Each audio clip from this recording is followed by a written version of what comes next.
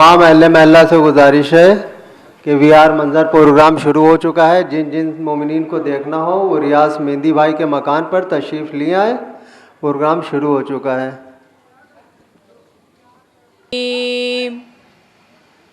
الحمد للہ رب العالمین الرحمن الرحیم مالک یوم الدین ایاک نعبد و ایاک نستعین صراط الذین انعمت علیہم غیر المغضوب علیہم ولا الضالین. بسم اللہ الرحمن الرحیم. انا انزلناہ فی لیلۃ القدر وما ادراک ما لیلۃ القدر لیلۃ القدر خیر من الف شہر تنزل الملائکۃ والروح فیہا بإذن ربہم من کل امر سلام ہی حتی مطلع الفجر. صدق اللہ العلی العظیم. امام میں منظوم نذرانِ عقیدت پیش کر رہے ہیں شعراء کرام. حالانکہ آپ کے علم میں ہے کہ مجلس کا آغاز خدا دکھا دیا حسین نے ہر ایک دل میں کربلا بسا دیا حسین نے. وہ نوری ہے تو کا کے ہے بشر تیری بساط کیا. وہ نوری ہے تو کا کے ہے بشر تیری بساط کیا. بنا کے خاک کو شفا دکھا دیا حسین نے ہر ایک دل میں کربلا بسا دیا حسین نے. علی کا یہ بھی شعر ہے یہ تیر سے مرے گا کیا. علی کا یہ بھی شعر ہے یہ تیر سے مرے گا کیا.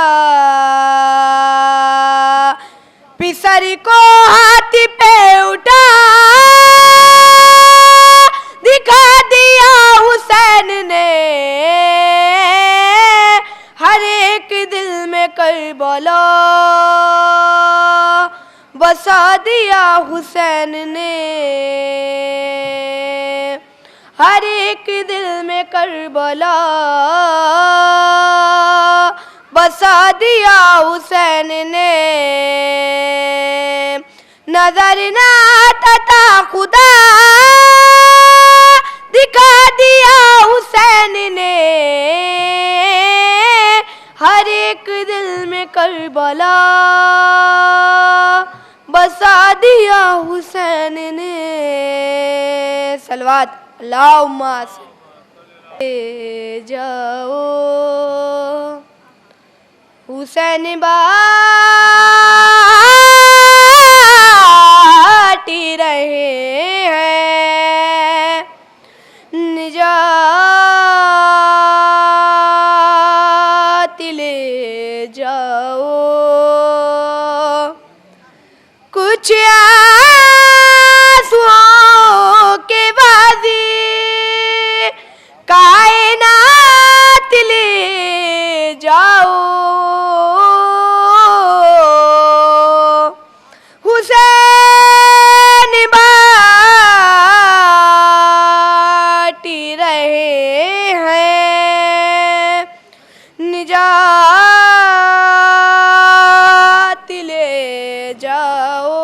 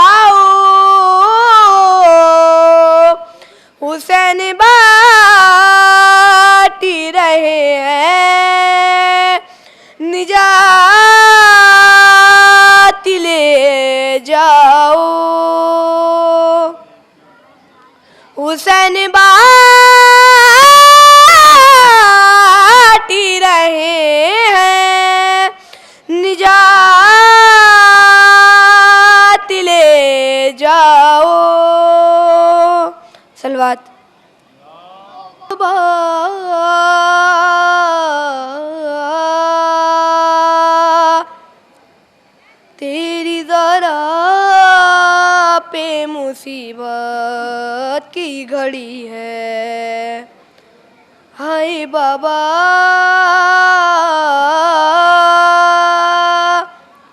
تیری ذرا پہ مصیبت کی گھڑی ہے. کیسے دروازہ ہٹاؤں, کیسے محسن کو بچاؤں,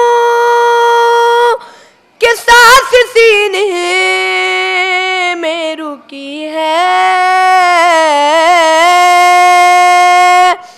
تیری ذرا پہ مصیبت کی گھڑی ہے.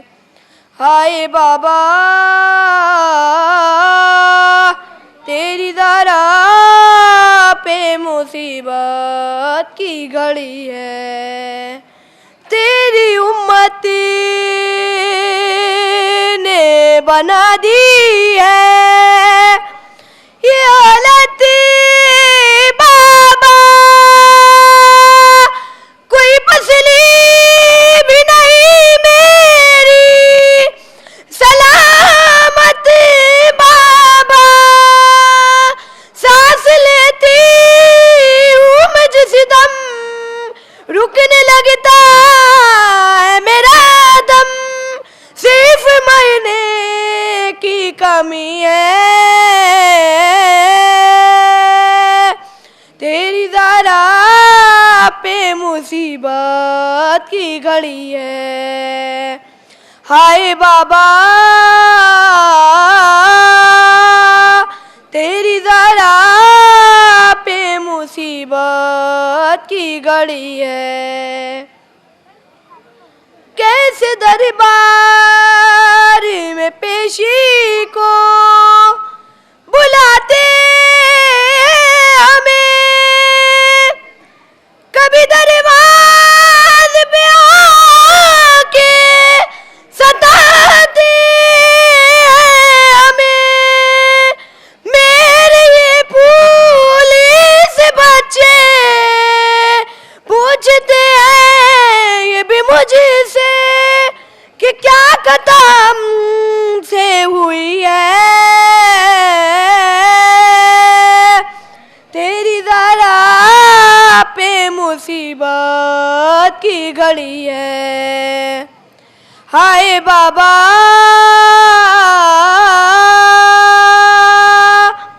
تیری ذرا پہ مصیبت کی گھڑی ہے. ہائے بابا تیری ذرا پہ مصیبت کی گھڑی ہے. مولا علی کی شان میں اور کیسے بلندی ملتی ہے ان کے چاہنے والوں کو. سلام کرتے نہیں ہم بھی ابھرتے سورج کو, نجف کے ذروں کا بس احترام کرتے ہیں.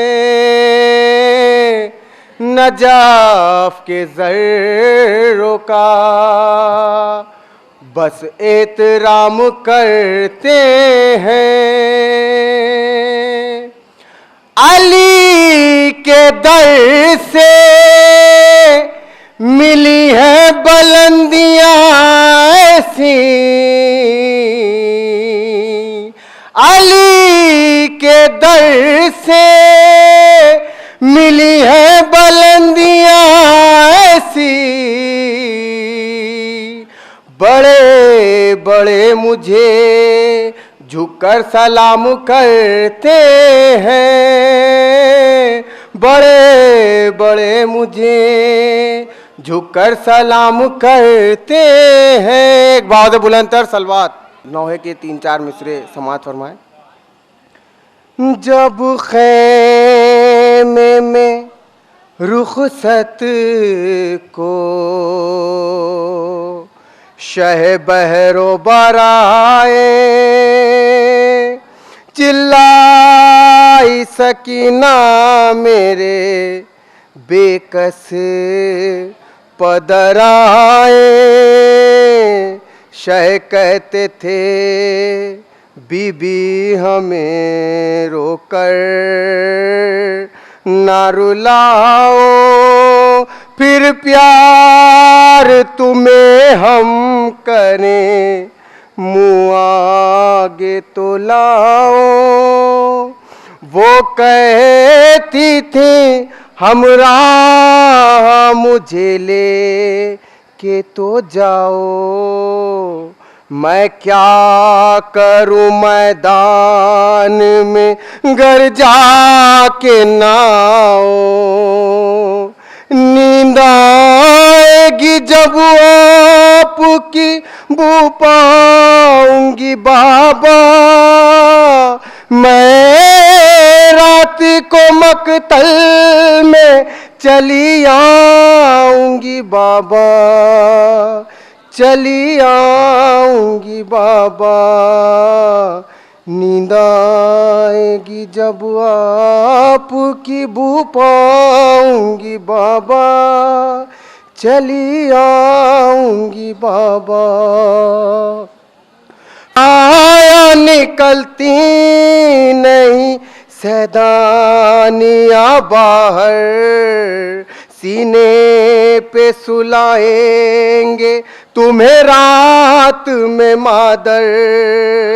क्यों कहती हो मकतल में चली आऊंगी बाबा, मैं रात को मकतल में चली आऊंगी बाबा, चली आऊंगी बाबा। नींद आएगी जब आपकी बू पाऊंगी बाबा, चली आऊंगी बाबा। आती है बला सर पे तो पहले मुझे वारो, मर जाऊंगी बाबा ना सिधारो, ना सिधारो। जाओगे जहाँ मैं भी वहीं जाऊंगी बाबा, मैं रात को मकतल में चली आऊंगी बाबा, चली आऊंगी बाबा।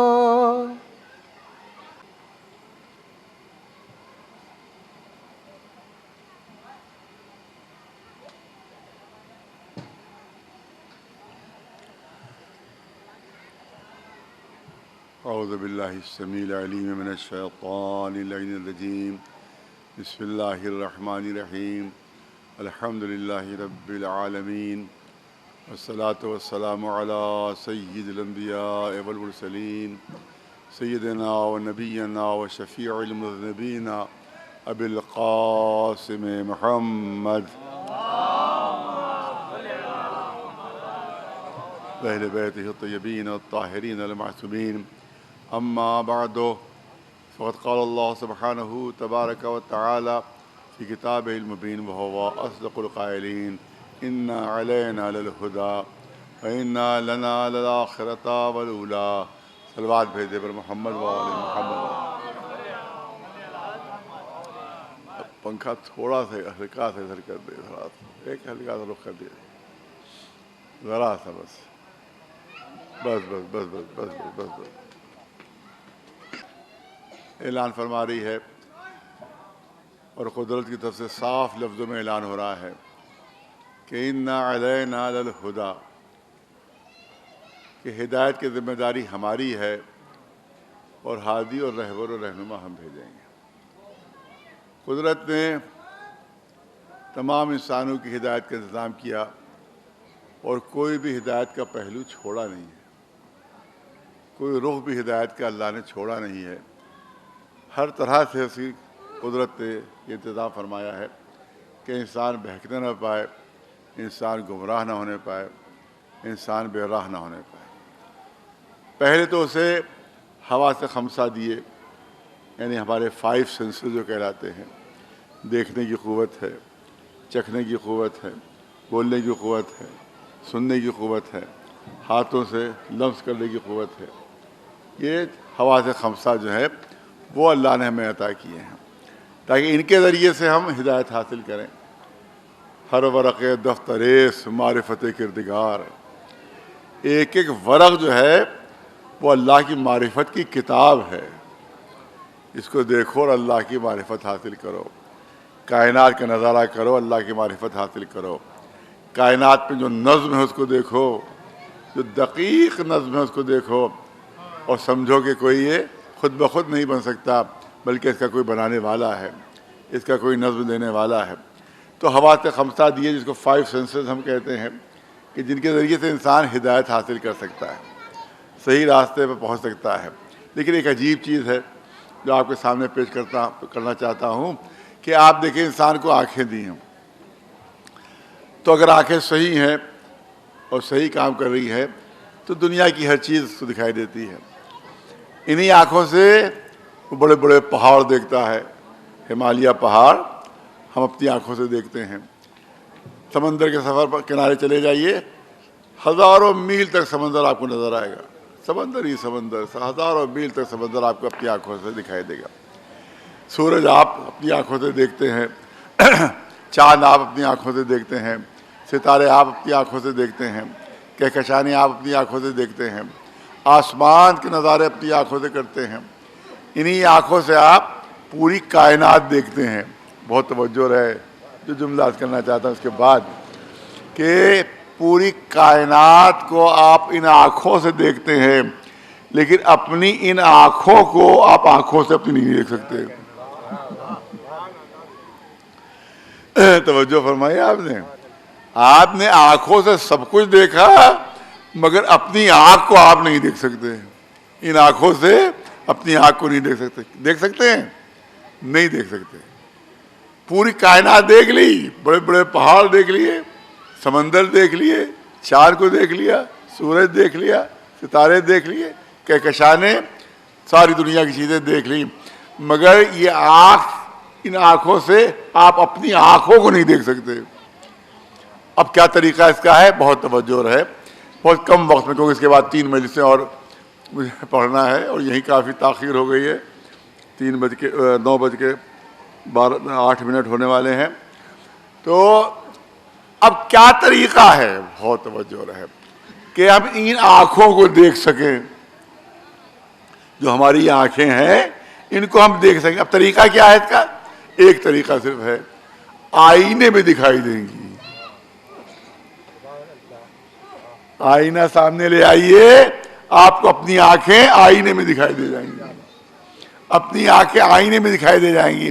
اس کا مطلب ہے کہ جو چیز دکھائی نہیں دیتی ہے اس کو آپ آئینے میں دیکھ سکتے ہیں. وہ آپ آنکھوں کو اپنی آنکھوں سے نہیں دیکھ سکتے مگر آئینے میں دیکھ سکتے ہیں. اس کا مطلب یہ ہے کہ آئینے میں وہ چیز نظر آتی ہے جس کو ہم آنکھوں سے نہ دیکھ سکے.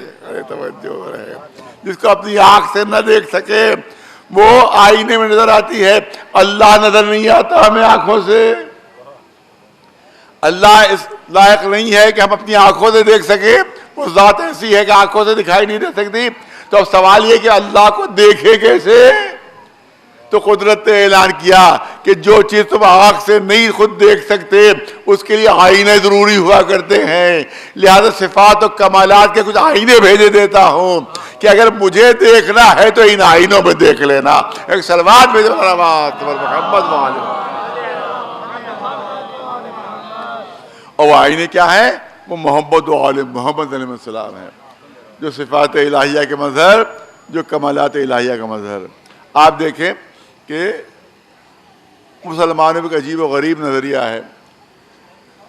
اور نظریہ یہ ہے کہ جتنے بھی قرآن کے الفاظ ہیں ان کو ہم لٹرل میننگ لیں گے، ڈکشنری سے میننگ لیں گے. ان کی میننگ ہم ڈکشنری سے لیں گے، محاورہ نہیں لے سکتے. یہ عجیب و غریب نظریہ ہے مسلمانوں میں. اگر قرآن میں لفظ ید آیا جس کا معنی ہاتھ، تو ہم اس کا محاورہ کی میننگ نہیں لے سکتے. بلکہ جو لغت میں لٹرل میننگ ہے وہی ہم لے سکتے ہیں. اسی لیے ایک نظریہ پیدا ہوا کیونکہ قرآن میں ہے وجہ اللہ, اللہ کا چہرہ. تو اب سعودی عرب کے علماء کا فتویٰ موجود ہے کہ جس میں انہوں نے تحریر کیا ہے کہ جب قدرت نے کہہ دیا وجہ اللہ, اللہ کا چہرہ, تو اس کا مطلب اللہ کا چہرہ واقعی ہے. اور جب چہرے کے قائل ہوئے تو بات اور آگے بڑھی کہ چہرہ خالی ہوا میں تو اڑتا نہیں ہے, بلکہ چہرے کے لیے جسم ہوا کرتا ہے. تو اس کا مطلب اللہ کا جسم بھی ہے. جسم ہے تو ہاتھ پیر بھی ہیں, ہاتھ پیر ہے تو پیٹ بھی ہے, پیٹ ہے تو سینہ بھی ہے, تمام اعضاء و جوارح اس کے ہیں. تو جب اس کے جسم ہے تو اگر ہمارے جیسا جسم ہوا تو ہم میں ان میں فرق کیا ہوا؟ پھر ہم میں اللہ میں فرق کیا ہوا؟ لہذا ان کا عجیب و غریب عقیدہ یہ ہے کہ اللہ کا جسم اتنا بڑا ہے اتنا بڑا ہے کہ جب عرش کے اوپر بیٹھتا ہے تو عرش اس کے بوجھ سے چرچرانے لگتا ہے. حدیث کی لفظیں آپ کے سامنے پیش کر دوں. حدیث کی لفظیں ہیں جو پیش کر رہا ہوں. حدیث کی لفظیں یہ ہیں کہ جس طرح سے کسی اونٹ کے چھوٹے بچے پر آپ بہت زیادہ بوجھ لاد دیں تو وہ فریاد کرنے لگتا ہے, وہ چیخنے لگتا ہے. اسی طرح سے اللہ عرش پر بیٹھتا ہے تو عرش بھی فریاد کرنے لگتا ہے, عرش بھی چیخنے لگتا ہے. اور اگر کسی چیز میں اللہ سما جائے تو وہ اللہ نہیں ہے. تو اب کیا ہوا کہ صاحب عرش میں سما نہیں پاتا, اس کا گوشت عرش سے باہر. ایک عجیب و غریب نظریہ. سلوات میں جب نماز تبر محمد والو.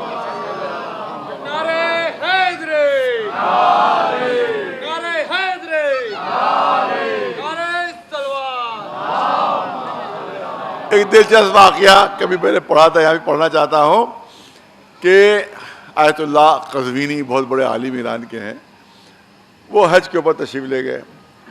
آج تقریباً 20 سال پہلے کا واقعہ ہے.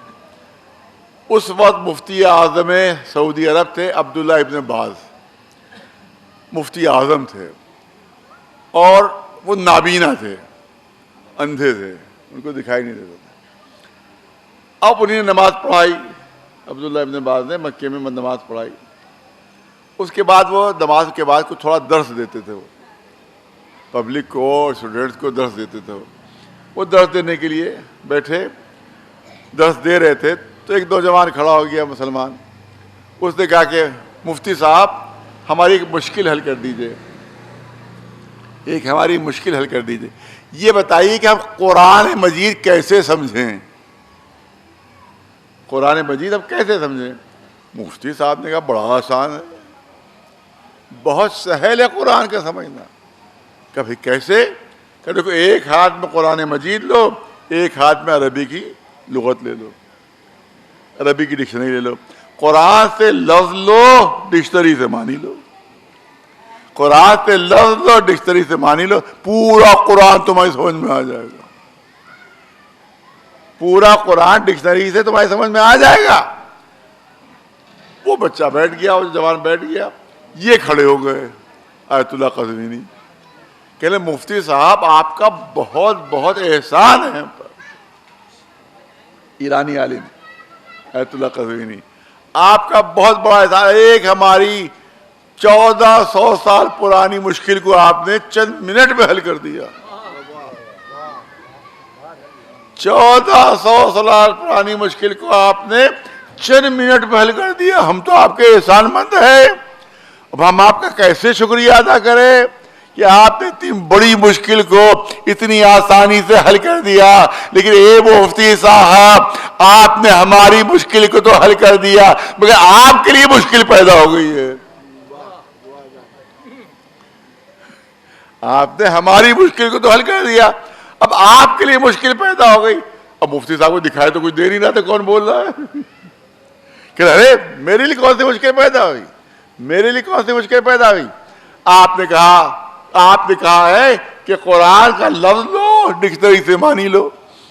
اب قرآن مجید میں ہے اعلان کہ من کان فی ھذہ اعمی فہو فی الآخرۃ اعمی من کان فی ھذہ الاعمی وہو فی الآخرۃ اعمی، جو اس دنیا میں اندھا ہے وہ آخرت میں بھی اندھا ہی اٹھایا جائے گا.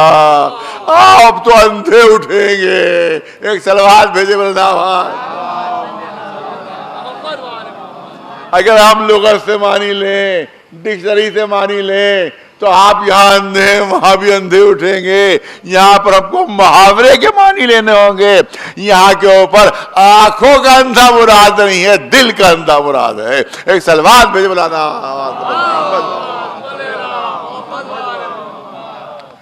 لہذا ہو چہرے کے لیے. اب ایک چھٹے امام جعفر صادق علیہ السلام، ان کے زمانے میں ایک امام کے پہلے جو شاگرد تھے، بعد میں انہوں نے اپنے الگ اپنی دکان کھول لی اور اس کے بعد وہاں اپنا درس دینے لگے. وہ یہی درس دیا کرتے تھے کہ دیکھو اللہ کا چہرہ ہے، چہرہ ہے تو ہاتھ پیر ہے، ہاتھ پیر ہے تو جسم ہے، اور جسم اتنا بڑا ہے اللہ کا کہ جب عرش پر بیٹھتا ہے تو عرش چرچرانے لگتا ہے. کسی نے امام کو خبر دی کہ وہ آپ کے جو پہلے کبھی شاگرد رہ چکے ہیں وہ اس طرح کی باتیں پیش کر رہے ہیں. امام نے فرمایا ان کو میرے پاس لے آؤ، صاحب میں سے بات چیت کر کے ان کو سمجھانے کی کوشش کروں گا. وقت معین ہو گیا، تاریخ معین ہو گئی، دن معین ہو گیا، اس دن ان کو آنا ہے. جب وہ آنے والے تھے، انہیں آنے کا وقت قریب آیا تو امام نے اپنے ایک صحابی سے کہا، اپنے ایک ماننے والے سے کہا کہ دیکھو تم جو حجرہ ہے میرا، اس کے گوشے میں تم اپنے چہرے پر ایک کپڑا ڈال کر بیٹھ جاؤ. اپنے چہرے پر ایک کپڑا اس طرح سے ڈالو کہ تمہارا چہرہ چھپ جائے. اس طرح سے بیٹھ جانا. اب وہ آئے، وہ امام صاحب جو زمانے میں ان کا درس بہت مشہور تھا، اور اب ہمارے امام نے ان کی پذیرائی کی، ان کو بٹھایا، تشریف رکھیے.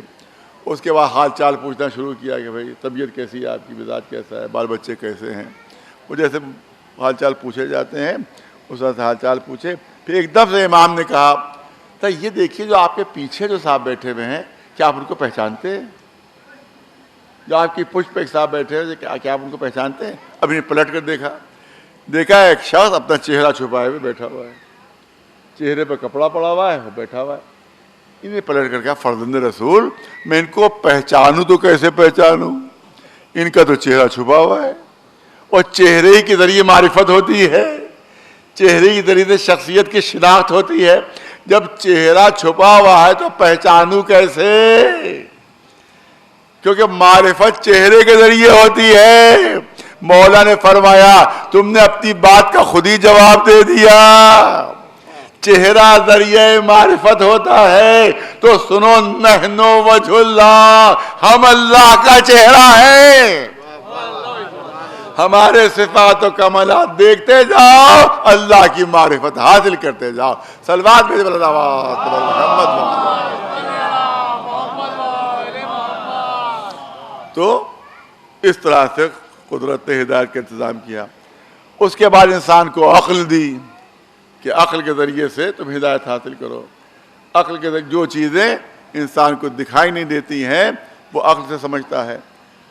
بہت سے ایسے منطق کے قوانین ہیں کہ جو عقلی ہیں، ان کو آپ کہیں ثابت نہیں کر سکتے. دن اور رات ایک جگہ جمع نہیں ہو سکتے. کیا اس کو کوئی ثابت کر کے دکھا سکتا ہے؟ آپ ثابت کیجئے کہ دن اور رات ایک جگہ جمع نہیں ہو سکتے. آپ ثابت نہیں کر سکتے، لیکن عقل مانتی ہے، عقل تسلیم کرتی ہے ان کو. تو بہت سی چیزیں جو انسان اپنی آنکھوں سے نہیں دیکھ سکتا وہ عقل کے ذریعے سے مانی جاتی ہیں. اس لیے اپنی عقل کو استعمال کر کے اللہ کی معرفت حاصل کرو. ایک صلوات بھیجے محمد. ایک صلوات بلند آواز تبر محمد. پوری توجہ ہے. دیکھیے ایک سلسلہ ہے، بہت تفصیلی بیان نہیں ہوگا انشاءاللہ، بس رزلٹ آپ کے پاس پہنچنے ہی والا ہے کہ ہوا سے خمسہ دیے، دیکھنے کی قوت، سونگھنے کی قوت، لمس کرنے کی قوت، ذائقے کی قوت، سننے کی قوت، یہ تمام ہوا سے خمسہ کہلاتے ہیں. اس کے ساتھ ساتھ عقل دی کہ عقل کے ذریعے سے تم ہدایت حاصل کرو، عقل کے ذریعے سے تم صحیح راستہ حاصل کرو. لیکن عقل کو بھی اللہ نے کافی نہیں سمجھا، رسول بھیجے، پیغمبر بھیجے، نبی بھیجے. کیوں؟ جب ہمارے پاس عقل ہے تو اب نبی کی کیا ضرورت ہے؟ جب ہمارے پاس عقل ہے تو امام کی کیا ضرورت ہے؟ جب ہمارے پاس عقل موجود ہے تو اب کسی پیغمبر کی کیا ضرورت ہے؟ نہیں ضرورت ہے. کیوں ضرورت ہے؟ کیونکہ عقل ہوتی ہے سرکش. صاحبان ذوق موجود ہیں یہاں پر. عقل ہوتی ہے سرکش. کبھی کبھی وہ رسیاں توڑ کر باہر نکلنے کی کوشش کرتی ہے. اسی لیے آپ نے عربوں کو دیکھا ہوگا کہ سر کے اوپر رسی باندھے رکھتے ہیں وہ, کہ کہیں عقل پھدک کے نکل نہ جائے. ایک سلوات بھیجے. اس کو عقال کہتے ہیں. عقال عقل ہی سے بنا ہے. یہ عقال جو ہے عقلی سے بنا ہے, لہذا وہ اپنے سر کے اوپر رسی باندھے رہتے ہیں تاکہ وہ عقل جو ہے وہ اندر بندھی رہے, باہر نکل دے نہ پائے.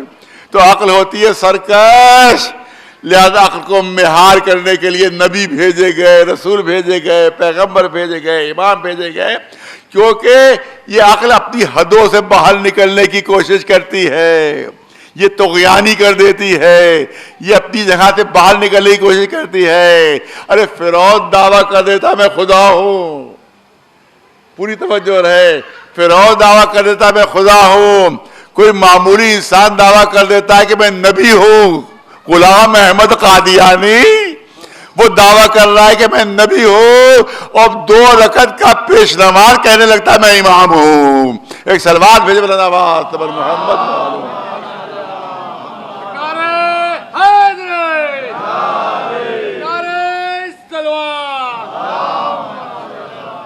اب تفصیل نہیں عرض کرنا تھی, لیکن اب ذکر آ ہی گیا ہے تو میں چاہتا ہوں 2 جملے عرض کر دوں. غلام احمد قادیانی کیا کہا؟ میں نبی ہوں. یہ نبوت کا دعویٰ ایک دم سے اس کے دماغ میں کیسے خناس آ گیا کہ نبی ہوں میں. اس کا بھی واقعہ سن لیجیے آپ. بس جوان تھا, 20 برس کا تقریباً وہ جوان تھا جس وقت. تو محلے میں ایک مسجد تھی, وہاں ایک مولانا تھے. وہ کہتے تھے, وہاں بھی مولانا تھے, وہ کہتے تھے رسول ہمارے ہی جیسے ہوتے ہیں, نبی ہمارے ہی جیسے ہوتے ہیں, ہم میں اور نبی میں کوئی فرق نہیں. دیکھیے توجہ, اس عقیدے کا کتنا برا نتیجہ نکلا ہے وہ میں آپ کے سامنے پیش کرنا چاہتا ہوں. بار بار وہ کہا کرتا تھا ہم میں اور نبی میں کوئی فرق نہیں, لہٰذا کوئی احترام نہیں ان کا, کوئی تعظیم نہیں ان کی, نہ سلام کرو, نہ اٹھو, نہ ان کو یاد کرو, نہ ان کی دعا مانگو, نہ ان کو وسیلہ بناؤ, کیونکہ ہم میں اور نبی میں کوئی فرق نہیں. اب 20 برس کا جوان تھا یہ, اس کے ذہن میں یہ بات بیٹھ گئی کہ یہ جو مولانا ہے یہ کہتے ہیں کہ ہم میں اور نبی میں کوئی فرق نہیں, مثلا جیسا نبی ویسے یہ, جیسے یہ ویسے ہی نبی. اب اس نے سوچا کہ دیکھے تو مولانا کی ہسٹری کیا ہے, مولانا کے کارنامے کیا ہیں. تو پتہ چلا کہ اس سے پہلے والے جو ایک شریف مولانا نماز پڑھانے والے تھے, ان کو دھکے دے کے مسجد سے نکال کر خود مسجد پر قبضہ کیا ہے. کبھی زکوٰۃ کھا جاتا ہے, کبھی خیرات کھا جاتا ہے. 1 نمبر کا بے ایمان, 1 نمبر کا جھوٹا, اور 8واں فیل ہے. توجہ رہے, 8واں فیل ہے, 1 نمبر کا بدماش ہے, 1 نمبر کا جھوٹا ہے. اس سے پہلے شریف مولانا کو مار پیٹ کے دھکے دے کے نکال کے اس نے مصلی پہ قبضہ کیا ہے. جو زکوٰۃ آتی ہے کھا جاتا ہے, جو خیرات آتی کھا جاتا ہے, اور کہہ رہا ہے کہ نبی ہمارے ہی جیسے, نبی ہمارے ہی جیسے. تو غلام احمد قادیانی نے کہا یہ 8واں فیل جب نبی ہو سکتا ہے تو میں تو 10واں پاس ہوں, لہذا میں کیوں نہ نبوت کا دعویٰ کر دوں. ایک صلوات بھیجے بلند آواز. لیجیے غلام احمد قادیانی نبی بن گئے. ایک صلوات بلند آواز پر محمد. تو عقل سرکش ہوتی ہے, اس کو مہار کرنے کے لیے انبیاء رسول 1,24,000 انبیاء بھیجے گئے. اب میں آخری جو اس کا عرض کرنا چاہتا ہوں آپ کے سامنے کہ تمام انبیاء, مگر ایک عجیب بات ہے, شاید کبھی آپ نے اس بات پتہ نہیں غور کیا کہ نہیں غور کیا, آخری جو عرض کر رہا ہوں اس کا, کہ جتنے بھی انبیاء آئے, جتنے بھی انبیاء آئے ہیں وہ سب انسانوں کے لیے آئے ہیں. جناب آدم سے لے کر جناب عیسیٰ تک سب انسانوں کے لیے, اور انسانوں میں بھی محدود علاقوں کے لیے, محدود علاقوں کے لیے. لیکن جو آخری نبی بھیجا جو آخری نبی بھیجا ہے محمد مصطفیٰ صلی اللہ علیہ وسلم. بہت ہی اہم پہلو ہے جو آپ کے سامنے خاص طور بچے اور جوان اس کو یاد کر لیں. جو میں اس کے چند جملے جو کرنا چاہتا ہوں یہاں کا. آخری نبی جو بھیجا اس کی خصوصیت یہ رکھی کہ وہ صرف انسانوں کا نبی نہیں ہے, صرف انسانوں کے نبی نہیں ہے, بلکہ خود رسول اللہ کا اعلان ہے کہ انا الرسول الثقلین, میں انسانوں کا بھی نبی ہوں اور جناتوں کا بھی نبی ہوں. ہمارا رسول صرف انسانوں کا نبی نہیں ہے بلکہ جناتوں پر بھی ان کی نبوت ہے,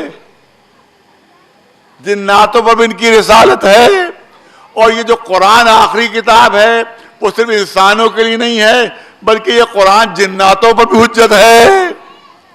اپنی تسنیت کر رہا ہوں, قرآن مجید میں موجود ہے کہ جنات کہتے تھے کہ انا سمعنا قرآنا عجبا فآمنا بہ, ہم نے عجیب و غریب قرآن سنا, ہم اس پر ایمان لے آئے, ہم اس پر ایمان لے آئے. اس کا مطلب یہ ہے کہ قرآن صرف انسانوں کے لیے نہیں تھا بلکہ جناتوں کے لیے بھی تھا. دوسرے مقام پر اعلان ہو رہا ہے کہ دیکھو اگر جنات و انسان دونوں مل کر جمع ہو کر قرآن کے جواب لانے کی کوشش کرے تو جواب نہیں لا سکتے.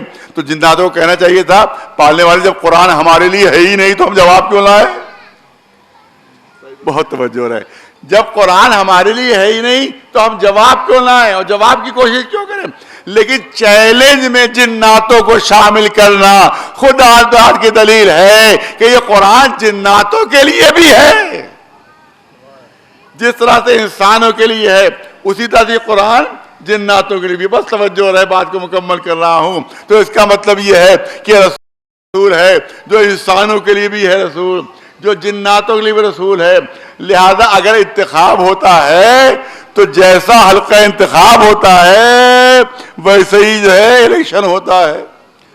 اگر کارپوریٹر کا الیکشن ہونے والا ہے تو اس میں تو 2-3 محلے شامل ہوتے ہیں, زیادہ بڑا الیکشن نہیں ہوتا.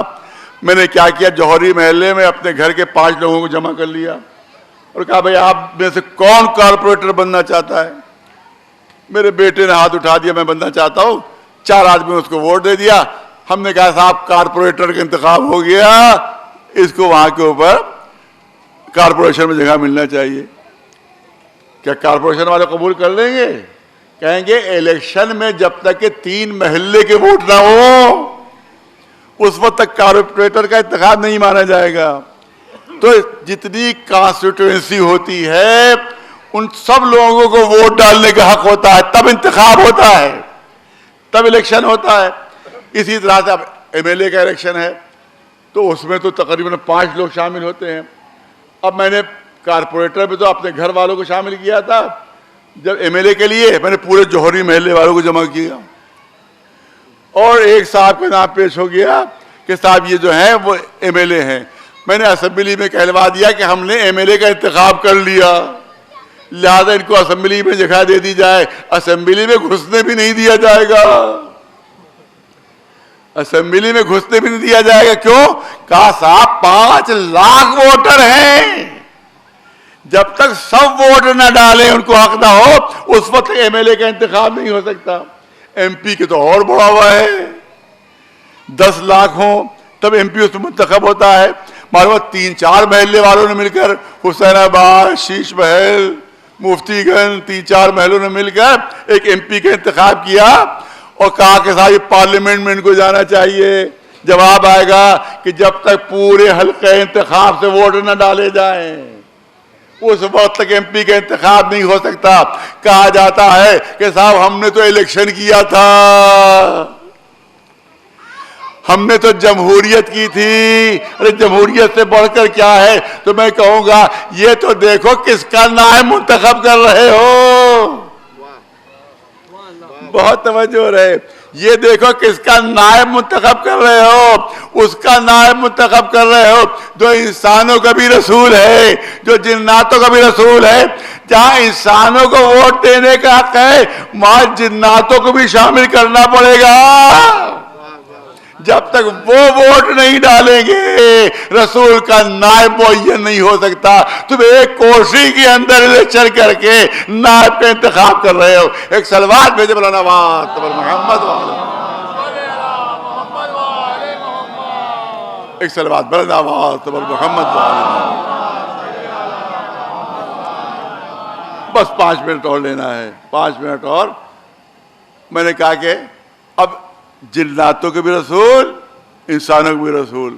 اب الیکشن اگر ہوگا نیابت کا تو سارے انسانوں کو ووٹ ڈالنا ہوگا, سارے جناتوں کو ووٹ ڈالنا ہوگا, تب رسول کے نائب کا انتخاب ہوگا, تب الیکشن ہوگا. نہیں, اب میں چاہتا ہوں کہ حلقہ انتخاب اور وسیع ہو جائے, کانسٹیٹوئنسی اور بڑھ جائے. قرآن میں اعلان ہو رہا ہے وَمَا أَرْسَلْنَاكَ إِلَّا رَحْمَةً لِلْعَالَمِينَ, ہم نے تمہیں عالمین کے لیے بھیجا ہے. تو اب جنات بھی شامل, انسان بھی شامل, اور آسمانوں کے رہنے والے بھی شامل. اب ملائکہ بھی جب تک ووٹ نہ ڈالے. ایک سلوات پہ جو محمد,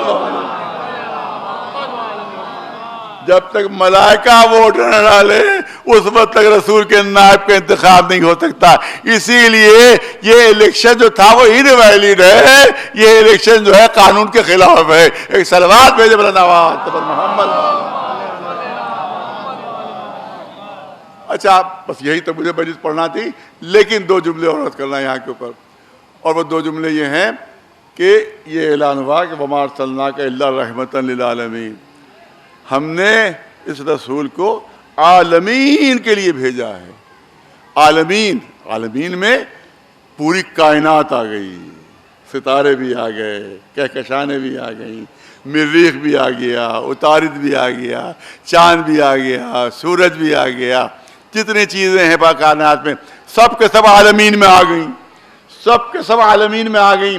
اب رسول کی نبوت پوری کائنات کے لیے ہے. پالنے والے, نہ جناب آدم کو تو نے یہ سند دی, بہت توجہ, بہت توجہ, نہ جناب آدم کو تو نے یہ سند دی, نہ جناب نوح کو تو نے یہ سند دی, نہ جناب ابراہیم کو سند دی, نہ جناب موسیٰ کو سند دی, نہ جناب عیسیٰ کو سند دی. سب کو زمین کے نبی بنایا. ارے توجہ ہے, سب کو زمین کے نبی بنایا. اور آخری رسول کے لیے اعلان عالمین کے لیے نبی, عالمین کے لیے نبی. تو نگاہ قدرت کی طرف سے ہو سکتا ہے جواب آئے مجھے معلوم ہے کہ انسان کہاں کہاں پہنچے گا, انسان کے قدم کہاں کہاں پہنچیں گے. یہ انسان چاند پر پہنچ جائے گا, ہو سکتا ہے کبھی مریخ پر پہنچ جائے, ہو سکتا ہے کبھی زہرہ پر پہنچ جائے, ہو سکتا ہے کبھی عطارد پر پہنچ جائے. تو اس کی رسالت اگر زمین تک محدود ہوتی تو چاند پر پہنچنے والا انسان کہہ دیتا کہ اب تو میں ان کی نبوت کے دائرے سے باہر نکل آیا,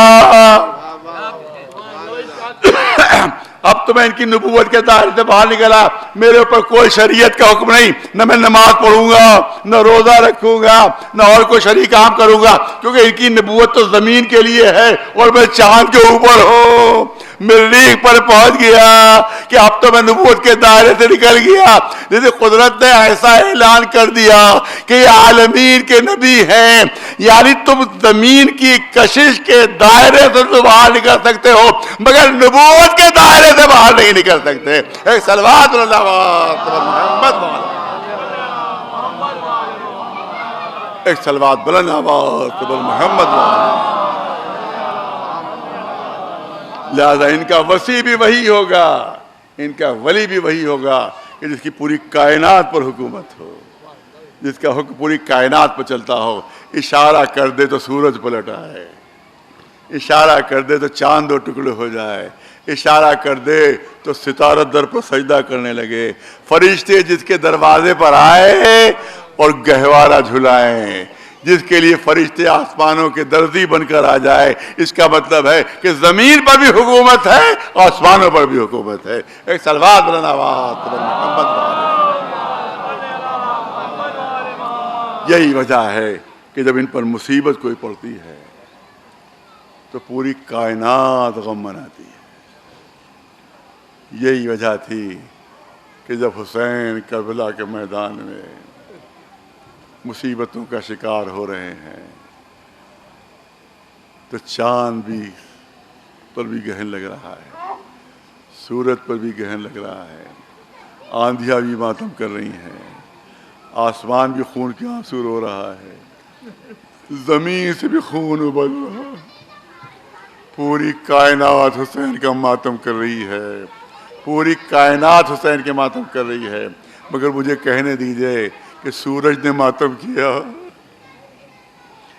चांद ने मातम किया, आंधियों ने मातम किया, आसमान ने मातम किया, ज़मीन ने मातम किया, पूरी कायनात ने गम मनाया, मगर जिनको सबसे ज़्यादा रोने का हक था उन्हें नहीं रोने दिया गया।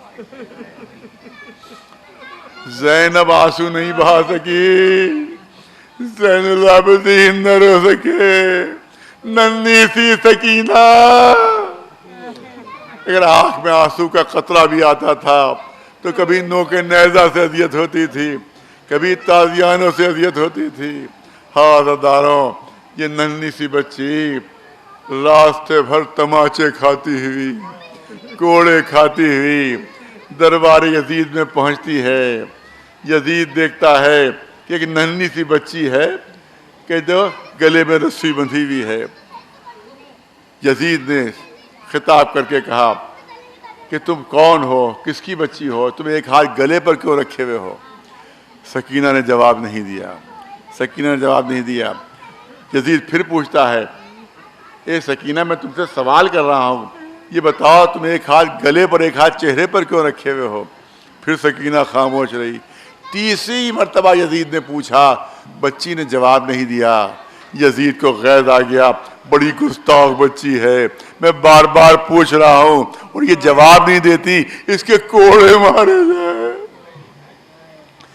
जैसे एक मलून कोड़ा लेकर आगे बढ़ा, बीमार इमाम जंजीरें संभाल कर खड़े हुए, ए यजीद क्या गजब कर रहा है, अरे इतने कस के गले में रस्सी बंधी हुई है कि बच्ची की आवाज नहीं निकल रही। वो जवाब दे तो कैसे जवाब दे, पहले रस्सी तो खुलवा दे, तभी तो ये बच्ची जवाब देगी। हाँ अज़ादारों, यही सकीना जिंदान शाम में भैया कभी इमाम ज़ैनुल आबिदीन से कहती हैं, कभी फूफी जनाब ज़ैनब से कहती हैं, फूफी अम्मा हम कब आज़ाद होंगे, हम कब आज़ाद होंगे, बाबा हमें कब लेने आएंगे?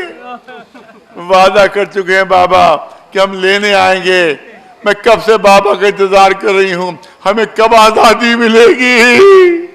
अज़ादारों, शब में इमाम हुसैन को ख्वाब में देखा, बच्ची पैरों से लिपट गई, ए बाबा कब से मैं आपका इंतजार कर रही हूँ, बाबा आप वादा करके गए थे लेने आऊंगा, मैं कब से कैद खाने में तड़प रही हूँ।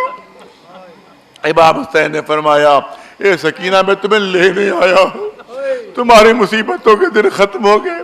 बच्ची की आंख खुली, हुसैन नजर नहीं आए, हुसैन नजर नहीं आए, घबरा कर रोना शुरू किया।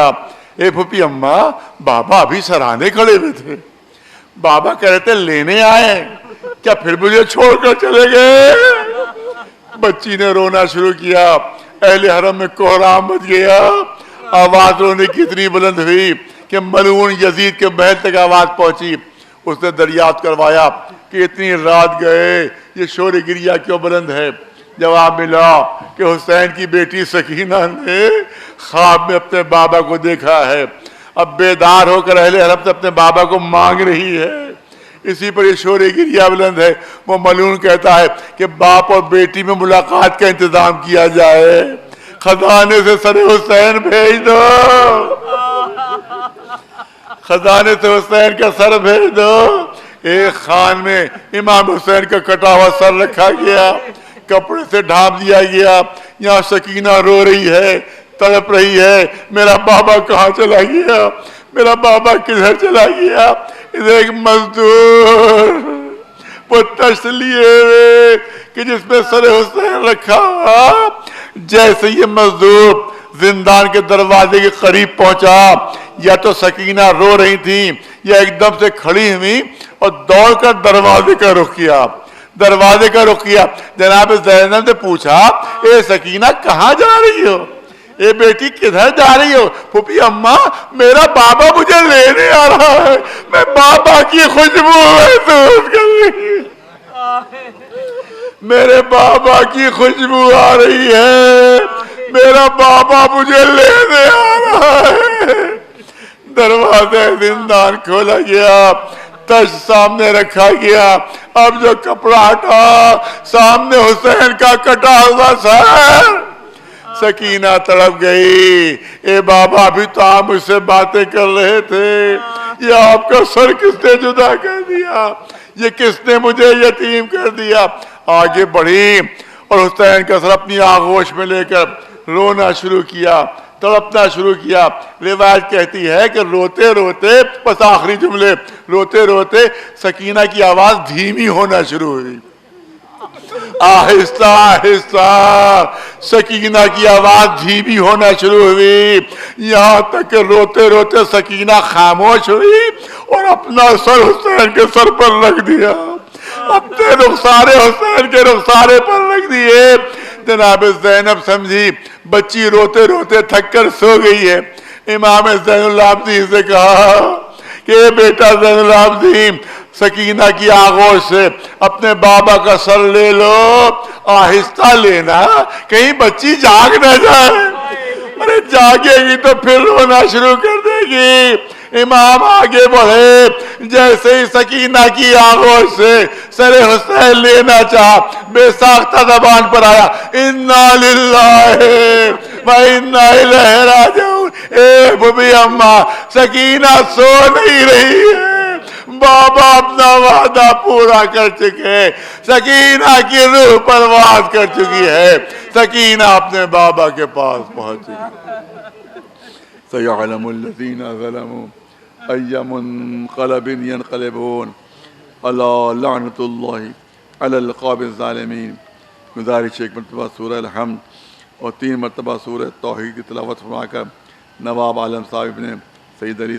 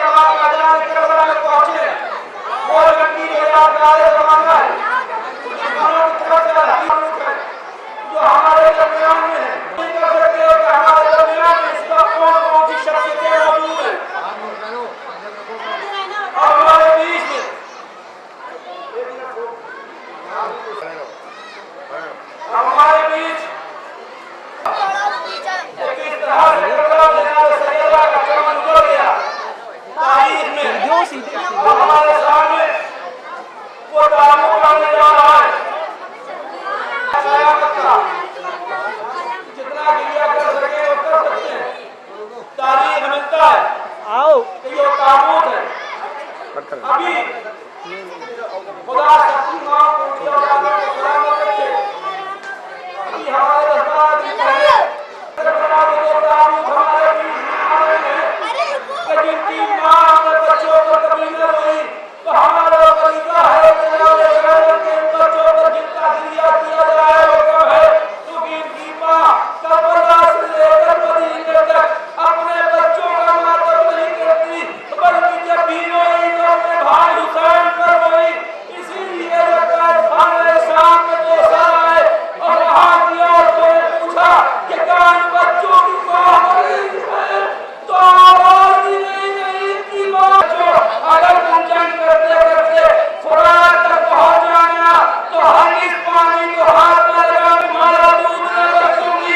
مقتل میں قیامت کا فتنہ ملتا ہے کہ جناب عبداللہ جب آپ پہنچے ہیں اور پہنچنے کے بعد امام حسین جب دونوں بچوں سے والے پہنچے اب اللہ نے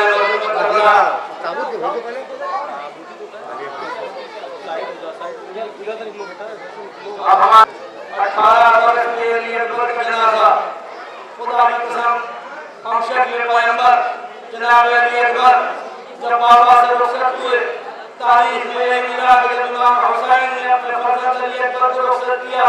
ایک جملہ کہا بیٹا جب تک سامنا ہو نور وغیرہ اپنا چہرہ دکھاتے رہنا لیکن قیامت کا منظر ملتا ہے والا ہے. خدا تمام ماؤں کی گودیوں کو آباد رکھے جن کو اولاد نہیں ہے تو اولاد نظر آتی ہے. عورت کی آغوش میں ایک نامولود بچہ ہے اس نے امام حسین کے روضے کی زینے پر اپنے بچہ ذاکر کرتے ہیں. اکثر ذاکرین فرماتے ہیں امام حسین سے وصیت کی تھی لیکن تاریخ ملتا ہے کہ نہیں جب یہ قافلہ غیر خانے سے چھے رخصت ہونے لگے اور تاریخ لیکن مقتدیوں نے حتیٰ کر لیا اور جناب سکینہ نے آگے قدموں سے لکھا دیا بابا مجھے کس پر چھوڑ کے جا رہے ہیں. ایک جملہ آگ سینے میں لگاتا رہا بہتا پانی بہتا پانی باد عاشور اسیرو باد عاشور اسیروں نے جو دیکھا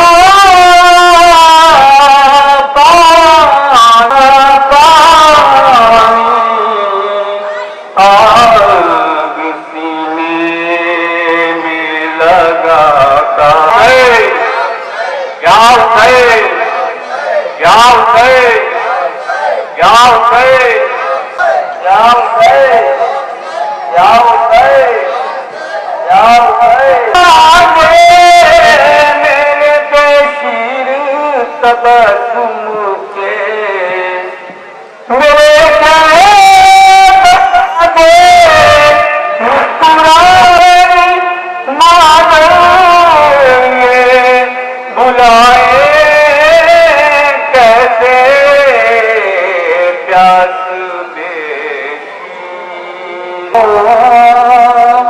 یہ بجھائے